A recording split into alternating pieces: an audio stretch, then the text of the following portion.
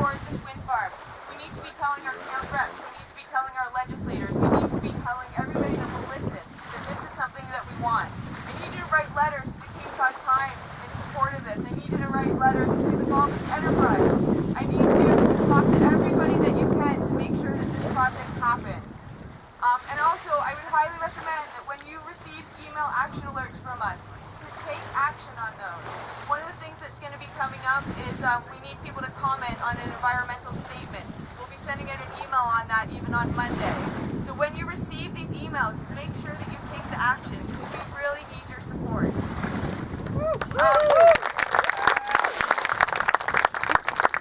And I know that there are concerns about this wind farm on wildlife, but I'll tell you that there is no bigger impact on wildlife than climate change. I've had the opportunity to be involved with a number of nonprofit organizations that are overseeing this process. And these are organizations like the Mass Audubon Society, the Union of Concerned Scientists, the National Wildlife Federation, and they support this project. And they're overseeing it every step of the way to make sure that it's done in a responsible manner. There is nothing to fear with this project. This is a great thing. And then one more thing on it is not only will this project help with our climate and our environmental issues, but it'll also bring us the other piece of this puzzle, which is the jobs and justice side that we really need, and that we can transition to a fair and just clean energy world. Yay! Yay! Yay! I just want to say that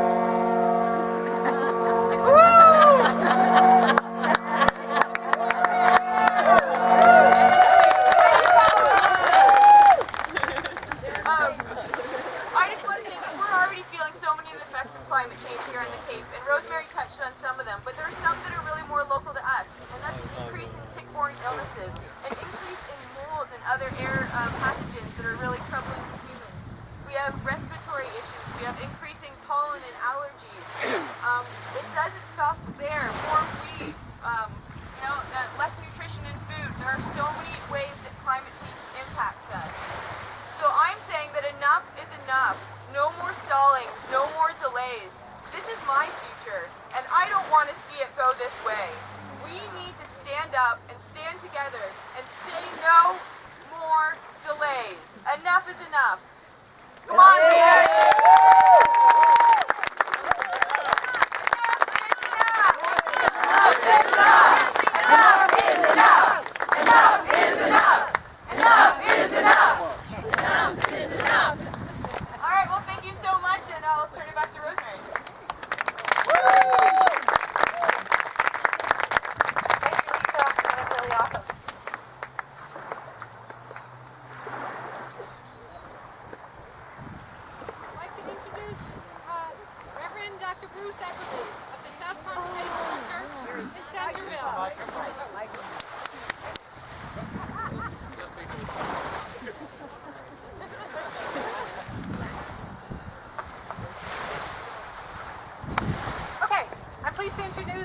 Introduce Reverend Dr. Bruce Epperly of the South Congregational United Church of Christ in Centreville.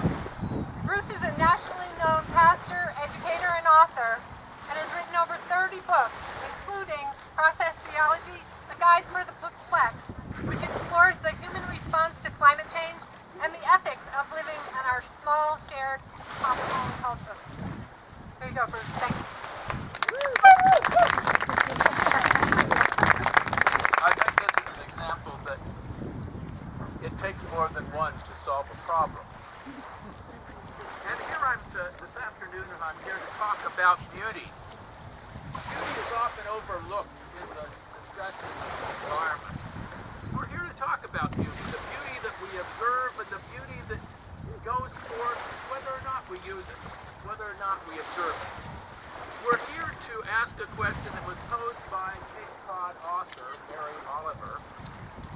What do you plan to do with your one wild and precious life? Now we might ask the question today, what do you plan to do with your one wild and precious planet? We don't know any planet quite like this, do we? No. It's our home, isn't it? Yes. Behold the sea. And the clouds, the air, the land, the ponds.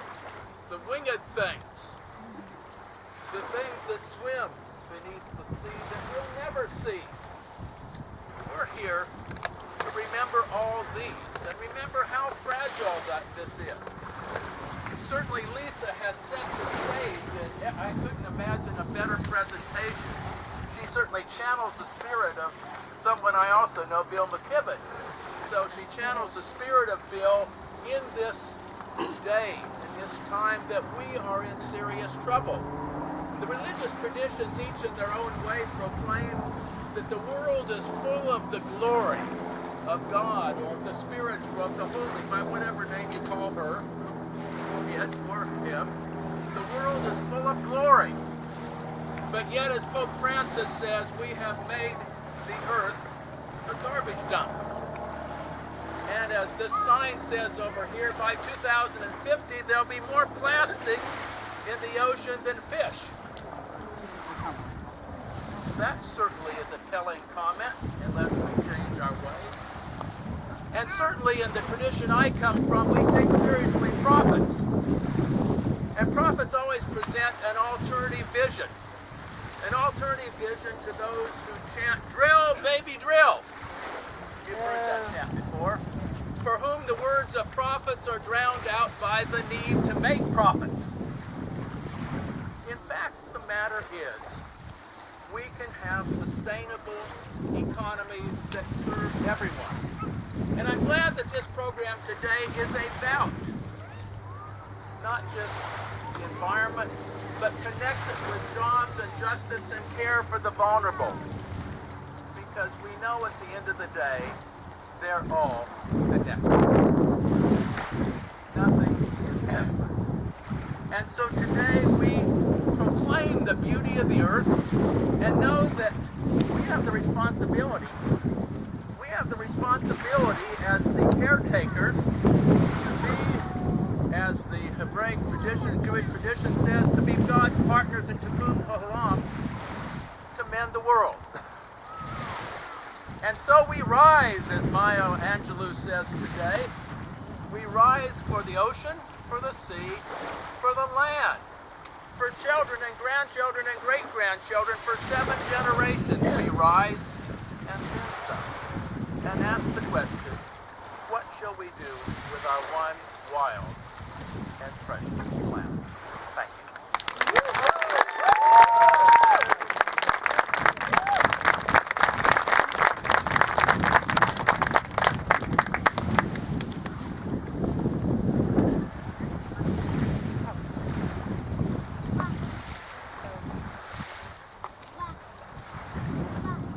Okay, I'm very pleased. Oh, thank you, Bruce, for that really moving. Sorry, I'm asked to follow Richard, but I have faith. Richard Johnson is a registered landscape architect and chair of the League of Women Voters Falmouth Natural Resources Committee. Richard uses his professional experience and organizing skills to facilitate a better understanding and ultimately adoption of renewable energy in our communities, among others. Richard is heading off to Iceland this evening by May time to join us today to Rise Up, and we are so grateful.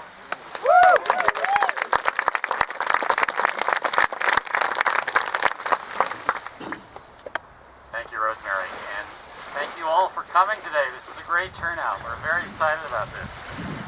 As Rosemary mentioned, I'm the chair of the Natural Resources Committee of the League of Women Voters of Falmouth. And yes, the League does accept male members. So any of you who are on the fence about joining, this is a great group to help affect change and educate the voting public. I had a whole bunch of notes which have already been spoken. It is a very tough act to follow, but climate change is real. It's affecting us all. It's affecting us by rising sea level, by warming ocean temperatures, which are affecting weather patterns, by acidifying the oceans, which are affecting phytoplankton growth and the food chain of all ocean life, and it's affecting the Whoa, he's going to water. it's affecting the current patterns in the ocean, which also have a big impact on weather. One of the things that's very local is the rising sea level is also affecting the water table in coastal areas, which is going to affect our upland vegetation and whether or not our septic systems will still work. So it is very real, The effects are very local. We need to act on this now, as has been mentioned. Now, we can pressure our politicians to effect change at the federal, state, and local level. We can take actions ourselves. But one of the things that's happening on the local level that I think we should be aware of is there are several articles on the town meeting warrant in Falmouth this fall, which are about solar power. One of them is a moratorium on permitting any energy project for a year. We need to, I know it's unbelievable, isn't it? But there's a public hearing by the planning board on September 25th at Town Hall in the evening to discuss this and other warrant issues. If you have a chance to go and attend that and speak about this moratorium, and in case you're wondering, I think it's a bad thing. Another warrant issue is about large ground-mounted solar arrays, and the planning board is proposing an overlay district near the landfill at Thomas Landers, and I think that the key part about that warrant issue is how they've drawn the overlay district. It's rather restricted in land that could be used for solar arrays. And one of the other things that is a really interesting topic for us is the idea of community solar farms, where we don't have homes which are suitable for photovoltaic power can participate in a solar farm, a collective solar farm, and take advantage of the energy credits that affords. Here in Falmouth, the only land that is permitted for solar farms is currently occupied by solar farms, so that we do not have the possibility right now of another solar array in Falmouth. This solar overlay district would help to mend that. But there are several other warrant issues, petition issues, allowing other zoning districts to be open to ground-mounted solar arrays. So there are many things that are available here on the local level politically to get involved with, but I think beyond that we also have many personal choices that we can make to go closer to a carbon-neutral world. The choice of fibers that we buy. Cotton has a much lower embedded energy cost than polyester, for example. Dry cleaning is a heavy energy polluter, so washable clothes are more energy friendly. Buying real food and cooking it ourselves is far more energy efficient than buying prepackaged prepared food. One of the other things that I think that each of us can probably do is to plant trees. You have land available and can take it out of lawn and plant trees. Trees do an excellent job of sequestering carbon. So that is one action that we can take on a very local level. So I'd like to encourage you all to do whatever you can, whatever you're capable of doing to try and promote a more carbon neutral future, because it is critical to our existence on this planet. Thank you.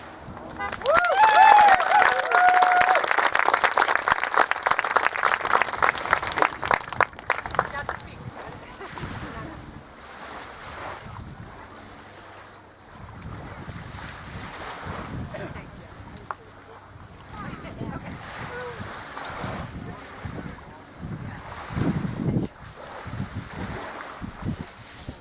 Hi, I just want to point your attention to Marilyn Padone, who after the event is going to take a photo with the Unitarian Universalist of Falmouth.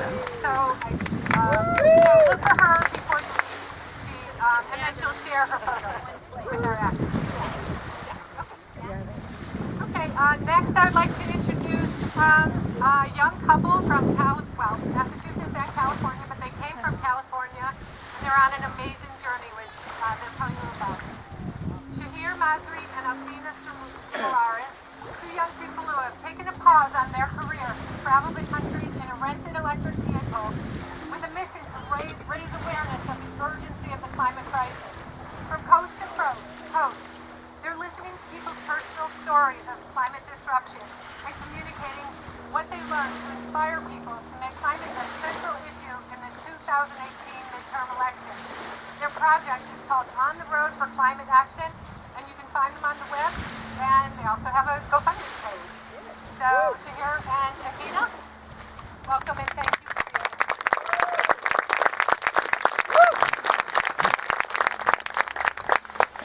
Athena wants me to say hi. She's actually filming right now.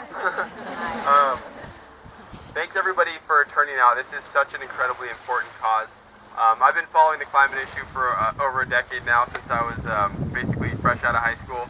And back at that point, the sentiment among scientists, at least at my university, was that we were moving to try to prevent climate change, and that was sort of the talk.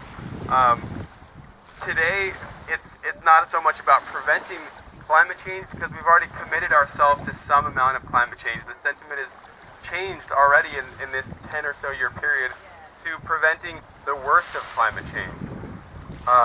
Now, I've been sort of an academic and publishing papers. I do mostly air pollution, air quality research, and in the last couple of years, since I finished my graduate training, I've felt a little bit like publishing more studies is not really what we need right now. Most of the public never reads these studies. They're important, but we've got enough great scientists publishing these studies. I wanted to take a break from that sort of tradition and actually do outreach and communication of that science to the public. And that's how I find myself here today, 3,000 miles away from California. As Rosemary mentioned, Athena and I have traveled for the last month via car to get here. We're on a 3-month journey. Climate change still to a lot of people is numbers, it's statistics, it's the 400 parts per million threshold. It's these things that are still a bit abstract to a lot of people. What we're doing is we're interviewing communities, we're speaking with communities, we're interviewing farmers in Iowa and South Dakota, and we're showcasing all the impacts that people are actually feeling in this country, and we're sort of trying to weave the climate story together in this country for this country so people can see. We're showcasing all these interviews on a website. We were just up at Rocky Mountain National Park, where we had a tour by park rangers who were explaining to us the adverse impacts of bark beetles and how they're devastating literally millions of acres of Colorado pine forest. I've learned that Cape Cod is no stranger to the bark beetle anymore, and neither is New York and New Jersey. We're definitely seeing the climate impacts. Athena and I have witnessed it on the road firsthand. People, like I mentioned, in Iowa are seeing torrential floods exceeding what they've ever experienced before. One farmer's neighbor's entire potato crop was wiped out. All the potatoes were exposed by floodwaters, and they all rotted. And his deal with Whole Foods didn't get met. People in Ohio we spoke with, one lady has lost 2/3 of her backyard because the river keeps growing and growing, because torrential downpours are literally becoming more intense. They're seeing more rain in 24-hour periods than ever before. Here in Cape Cod, you know that the sea level, coastal erosion, you've got ticks expanding in range. So the question is, what is preventing the worst of climate change? What is the worst of climate change? Somebody alluded to 4 degrees of warming by the end of the 21st century. What does that mean? Well, we have projections as to what that means in terms of sea level rise, and this basically sends home the message that it still is very worth doing something about climate change. It's not a foregone conclusion. The trajectories for sea level rise by the end of the 21st century range from 1 foot of sea level rise, best case scenario, to now the upper bound has been risen by scientists, 8 feet of sea level rise by the end of the 21st century. So that's just in about 80 years. I'm 6 feet tall. You can picture what 8 feet looks like. It's definitely important that we do something today, because where we go with sea level rise by the end of the century depends entirely on how we act today. Now, I'm a big fan of behavioral change, reducing our carbon footprints. I think we all ought to do that, most definitely. However, we've seen decades go by, and our individual actions of benevolence haven't been enough thus far to take us where we need to go. And what's really critical is to continue doing our civic duty, pressuring our politicians, calling them. If I could have one takeaway from everybody today, it would be to call your local congressman, congresswoman, tell them, I need you to put a price on carbon dioxide emissions so we can stop allowing the treatment of the atmosphere as a free waste dump, or I will not vote for you. These are the kinds of signals that our politicians need to see so we can pass sweeping legislation that allows us to reduce our greenhouse gas emissions and steer the climate in a positive direction quickly enough and with enough magnitude. Thank you so much. We do have a website where we're sharing our whole journey. It's roadforclimateaction.com. Also in the little blue car in the back, I'm selling some books, which basically the book that I've recently published is to debunk 50 misconceptions on climate change to help basically steer people towards a better understanding of the issue. I think if we all know about climate change, we probably know somebody who doesn't, and that's sort of the goal of the book. Thank you all again for being here, because this presence today is exactly what we need to really solve this crisis. So I think we should all applaud for each other. This is fantastic.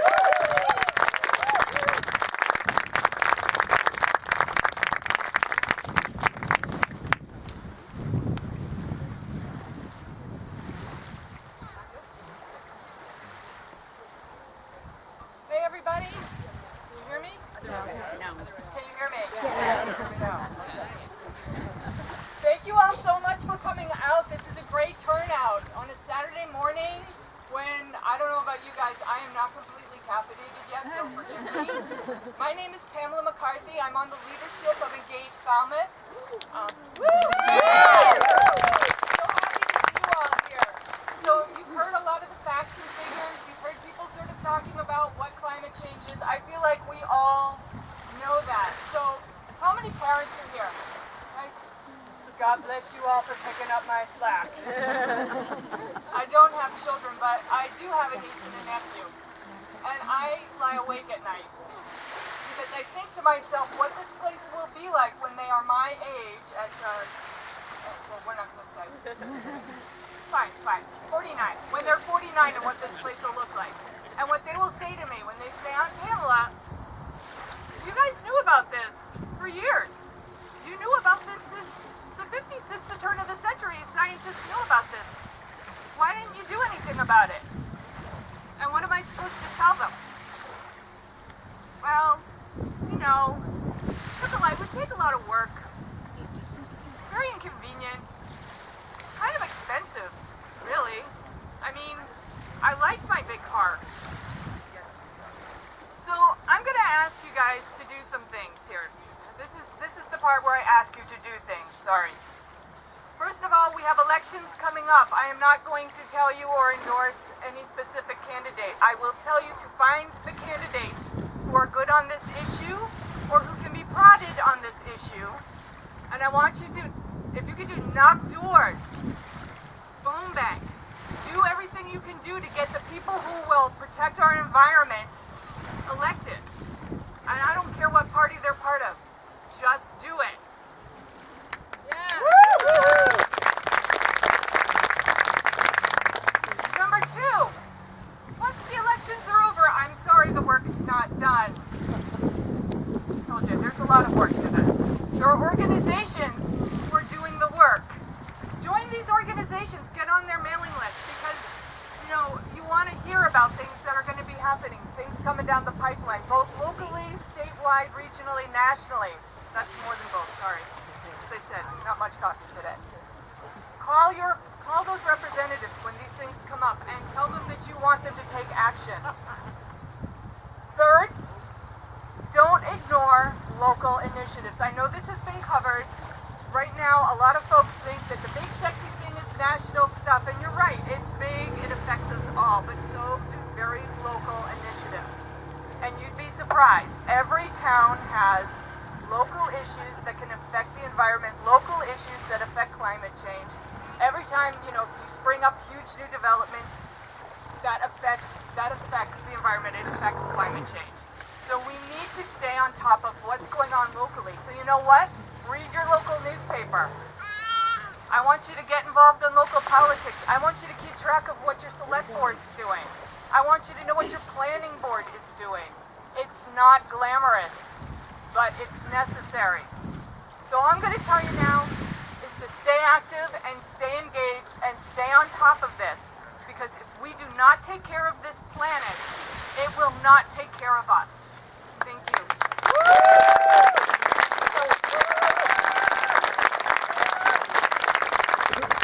Okay, folks, we have one more awesome speaker, Gary Brzezinski, who's former Citizens Climate Lobby Northeast Regional Coordinator and Mass State Coordinator, who took leave to run for office. Gary was a candidate for Congress in the Massachusetts 4th District, Joe Kennedy the 3rd District. Yep, he took on a Kennedy in Massachusetts because someone had to bring up the issue of real climate leadership, and that was Gary. Now he's rising up, and we welcome him here today.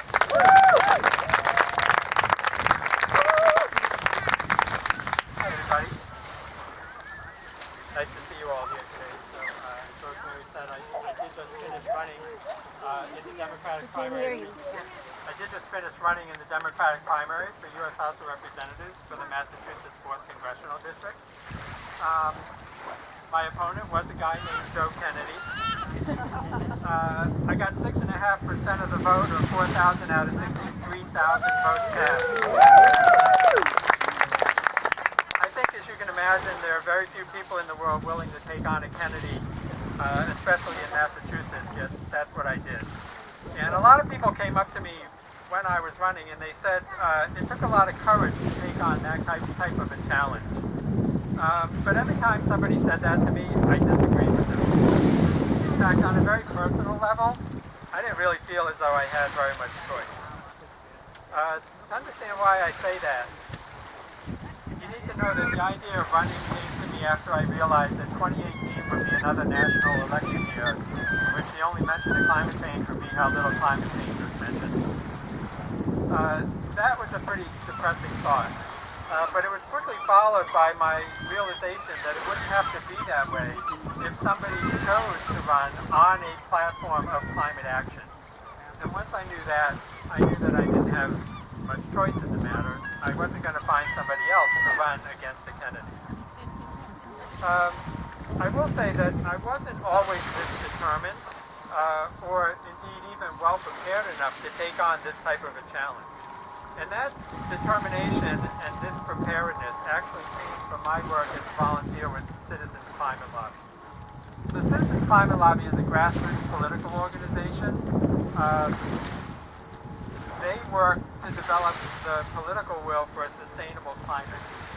And they do this by pursuing their second mission, which is to enable their members to have breakthroughs in their exercise of personal and political power. So the detailed business model is to train volunteers to be effective advocates for a sustainable climate.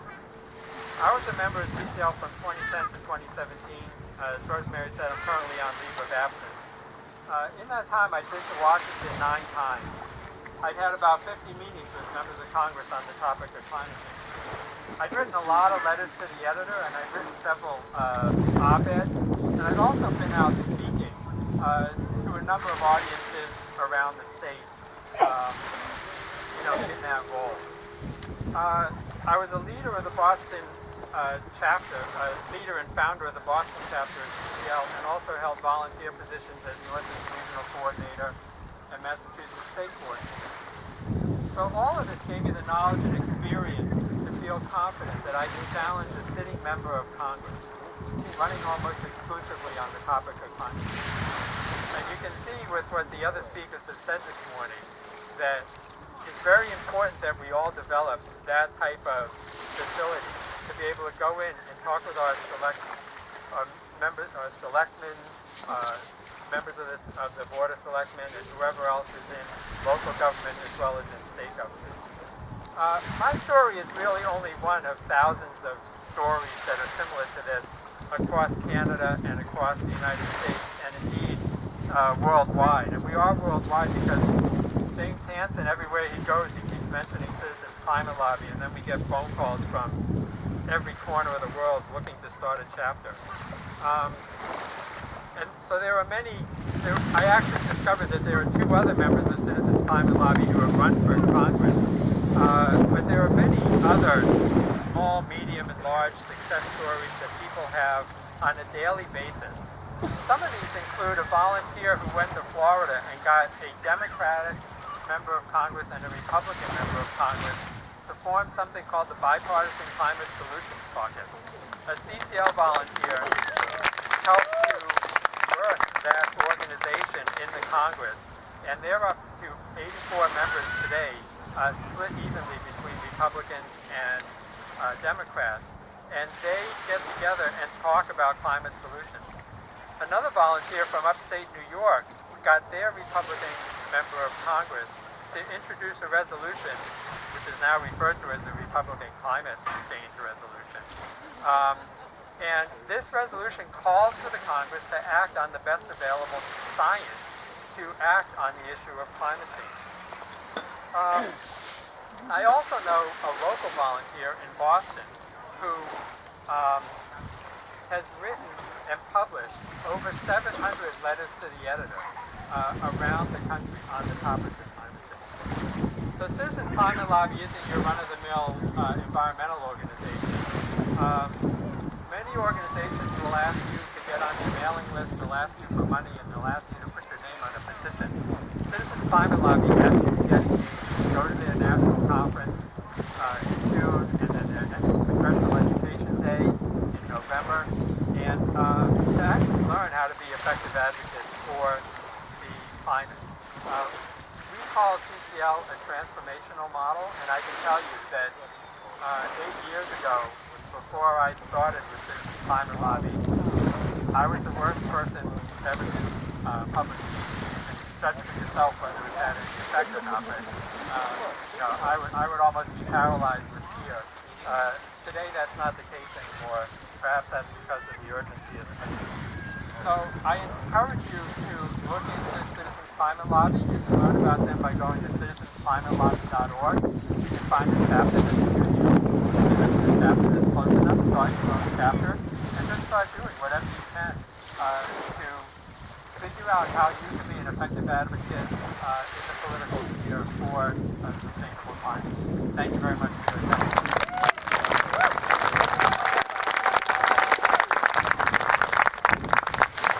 Thank you so much, Gary, and to all our speakers. So now it's up to you.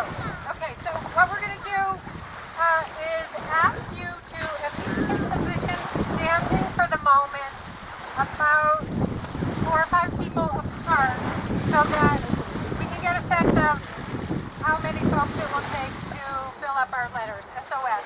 So if you could do that right now.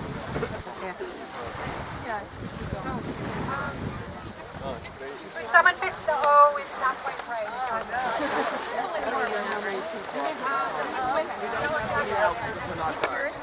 Okay. So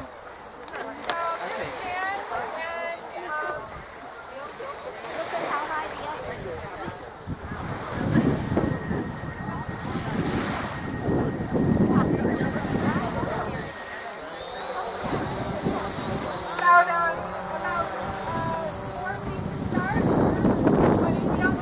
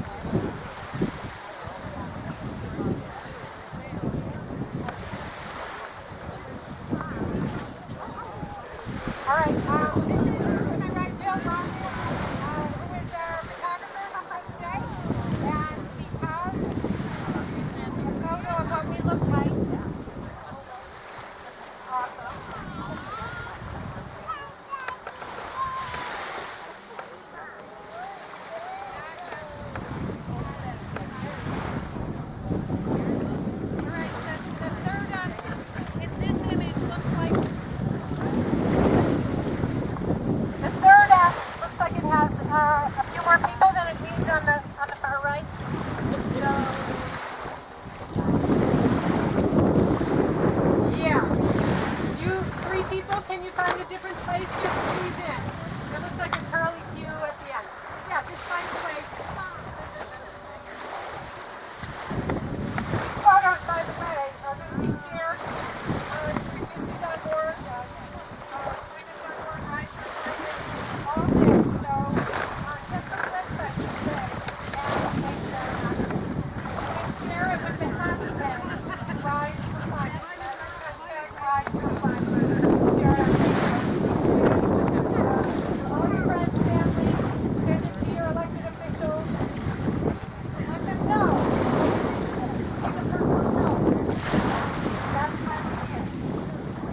Okay, so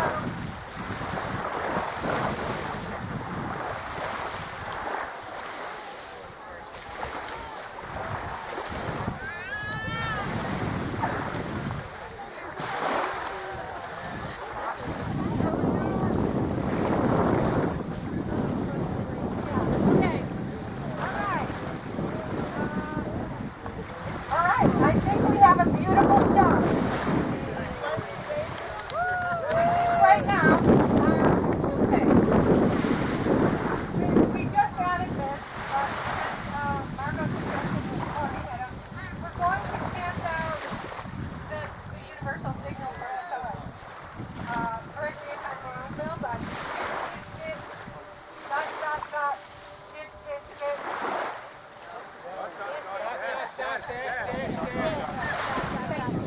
All right. Dit, dit, dit, dash, dash, dash, dit, dit, dit.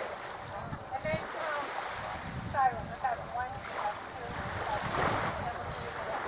So let's practice. Dit, dit, dit, dash, dash, dash, dit, dit, dit. Dit, dit, dit, dash, dash, dash, dit, dit, dit. A little louder this time.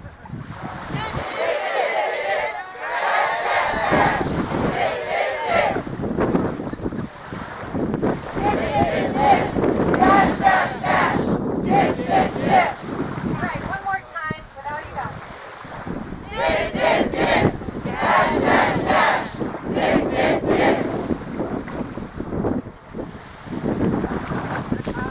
There's one other chance I'd like to say as it's in the rally. I'll say what time is it? You say it's time to rise 3 times, okay? What time is it? It's time to rise! What time is it? It's time to rise! What time is it? It's time to rise! Awesome. Thank you. Before you go, we have an action sheet.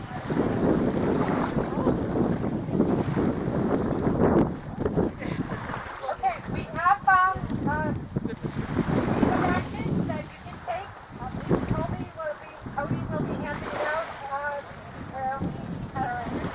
That's how you do it. So please stay engaged. It's 350, engage Falmouth, with CCL, with your place of worship. There's so much work we can do. And now we know we have the will and the community and the strength to get it done. And one more thing I just want to say, when our elected officials do the right thing, we have to have their back. Thank them, call them, come out for them, support them, campus. So that's it. Thank you all so much.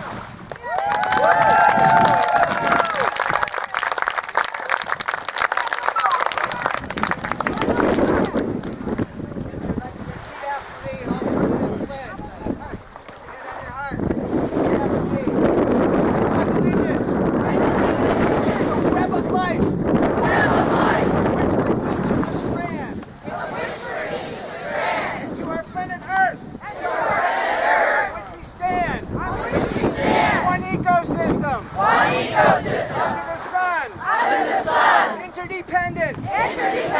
Diversity. Respect for all. Respect for all.